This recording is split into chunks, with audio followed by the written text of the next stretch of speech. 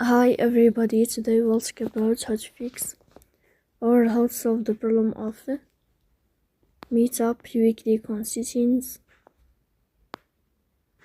then you can click on apps, default apps, app settings. In this sign you will search about Meetup. Here in this page you will click on first stop and you can click OK. After that you will enter to the window of storage. Here you can click on clear cache, but pay attention, don't click clear data because that can delete your account. In the end you can turn off your phone and you can wait a moment to turn on your phone again, so please don't forget to support us by like and subscribe. See you next time.